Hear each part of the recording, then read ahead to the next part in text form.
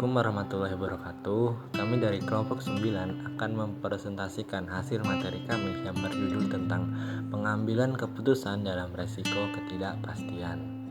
Berikut merupakan nama anggota kelompok kami. Yang pertama ada Salman Al-Farisi, NIM 2717281, Khairul Istighosah, NIM 2019424, Iski Milasyamilah, NIM 2019433, Muhammad Nizar Asgaf, NIM 2019459, Silvi Ayu Lestari, NIM 2019469.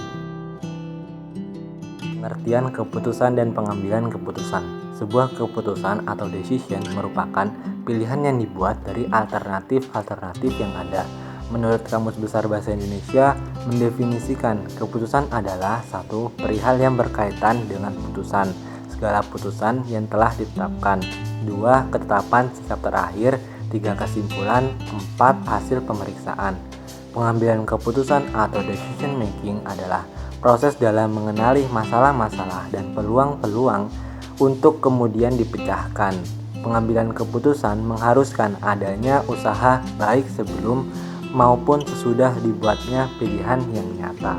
Misalnya seorang manajer akuntansi yang hendak menentukan pilihan Colin, Tasya, dan Carlos untuk mengisi posisi auditor junior adalah contoh dari keputusan yang harus diambil. Banyak orang yang menyangka bahwa membuat pilihan adalah bagian yang terbesar dalam proses pengambilan keputusan, tetapi tidak membuat pilihan hanyalah salah satu bagiannya saja. Selanjutnya adalah teknik pengambilan keputusan dalam ketidakpastian. Yang pertama ada teknik optimasi. Dari aspek manajerial, pilihan yang optimal merupakan solusi yang efektif dan efisien. Secara harfiah, kata efektif dapat dipadankan dengan kata berdaya guna, sedangkan efisien lebih bersesuaian makna dengan kata berhasil guna. Pilihan yang efektif merujuk pada alternatif proses produksi untuk mencapai output maksimal pada level penggunaan input yang sudah ditetapkan besarannya. Sementara pilihan yang efisien merujuk kepada alternatif proses produk untuk mencapai besaran output tertentu dengan penggunaan input minimal. Dapat disimpulkan bahwa optimalisasi mencakup terminologi maksimalisasi output dan minimalisasi input atau biaya.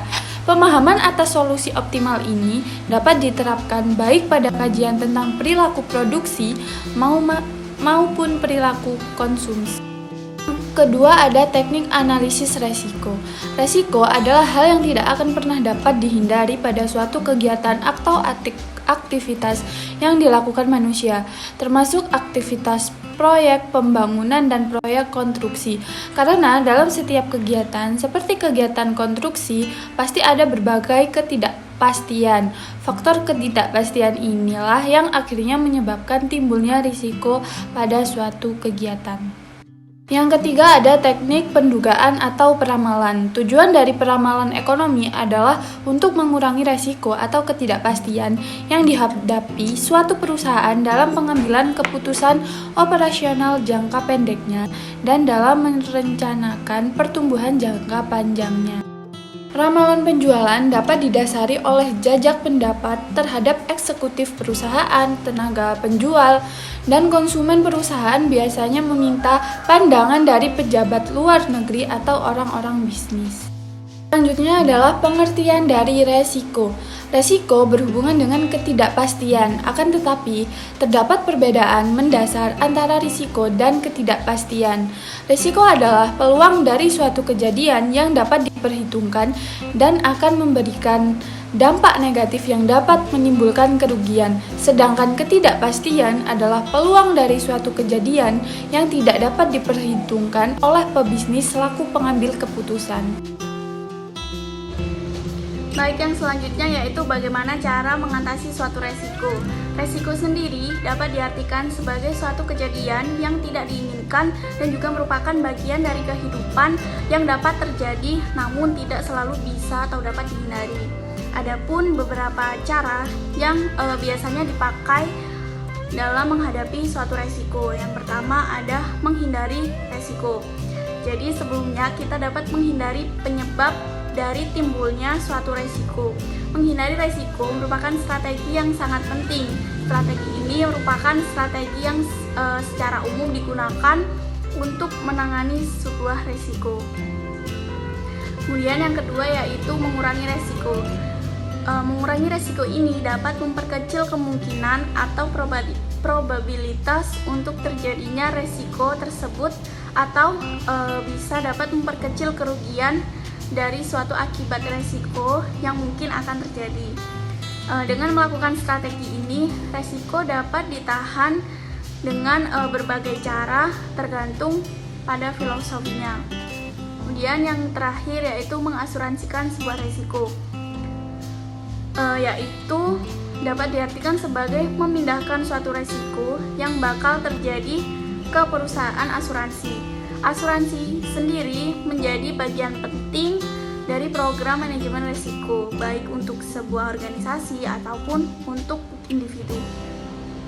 Asuransi juga termasuk di dalam strategi transfer risiko, di mana pihak asuransi setuju untuk menerima beban finansial yang muncul dari adanya suatu kerugian.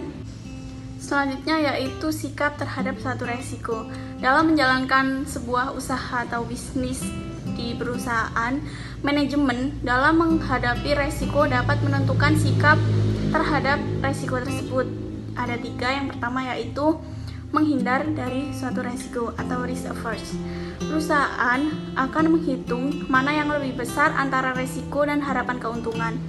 Jika resiko lebih besar dari suatu keuntungan, maka manajemen yang masuk kelompok risk averse ini akan menghindar dari usaha tersebut.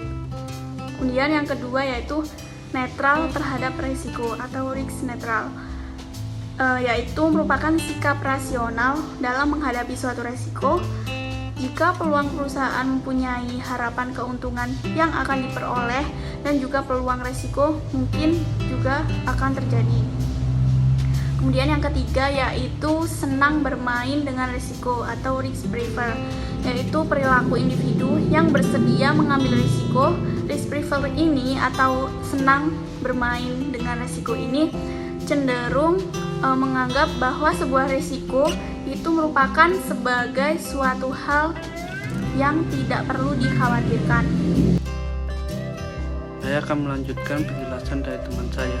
Di sini ada cara mengukur resiko, yaitu besar kecilnya resiko dapat diukur dengan konsep statistik, yaitu teori probabilitas atau yang biasa disebut P. Probabilitas adalah peluang timbulnya kejadian antara 0 kurang lebih B kurang lebih 1, yaitu maksudnya adalah masalah ketidakpastian dicoba untuk dapat diukur atau dikuantifikasi dengan suatu konsep probabilitas atau probability, kemungkinan. Probabilitas atau yang biasa disebut B dinyatakan dalam angka 0 sampai 1. Probabilitas B sama dengan 0, artinya suatu peristiwa atau kejadian mempunyai kemungkinan terjadi 0%, atau dengan kata lain, peristiwa itu tidak mungkin terjadi. Di lain pihak, apabila suatu peristiwa atau kejadian dinyatakan probabilitasnya B sama dengan 1, berarti bahwa peristiwa atau kejadian itu 100% pasti terjadi. Selanjutnya ada jenis kejadian menurut probabilitas.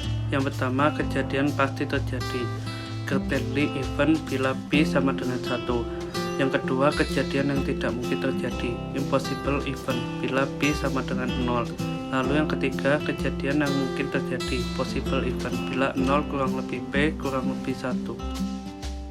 Kemudian saya akan menjelaskan tentang nilai harapan dan risiko. Dari sudut manajemen, nilai harapan dan risiko berkaitan dengan keputusan yang akan dibuat sekarang untuk di masa yang akan datang. Kemudian dalam sistem deskriptif dikenal sebagai rata-rata hitung probabilitas. Dinotasikan PI adalah besarnya peluang untuk terjadinya suatu kejadian dari beberapa alternatif kemungkinan. Kemudian langkah-langkah pengambilan keputusan. Yang pertama, perumusan masalah. Dalam langkah ini sebagai awal menentukan batasan-batasan keputusan yang akan dibuat yang mencakup penentuan alternatif yang akan ditanyakan seperti masalah apa yang dihadapi, siapa yang memutuskan, dan bagaimana keadaan yang melatar belakangi pengambilan keputusan tersebut. Yang kedua, penentuan tujuan. Pada tahap ini, pertanyaan yang diajukan untuk antara lain: 1. Apa tujuan pengambilan keputusan? Yang kedua, bagaimana seharusnya pengambilan keputusan tersebut menilai hasilnya dibandingkan tujuannya. Yang ketiga, bagaimana jika pengambilan keputusan tersebut ingin mencapai tujuan yang satu sama lain sama.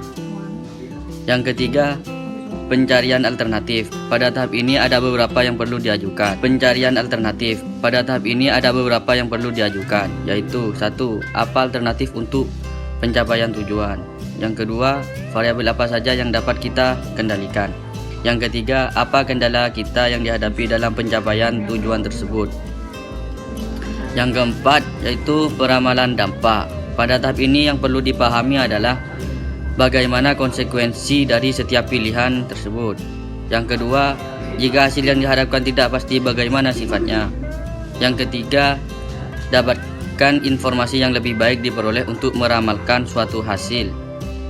Yang kelima, penentuan pilihan. Setelah semua analisis selesai dilakukan, kita dapat menentukan pilihan yang kita inginkan. 1.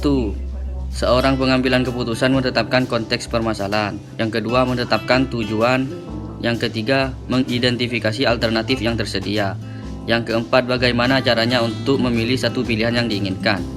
Yang keenam, analisis sensitivitas.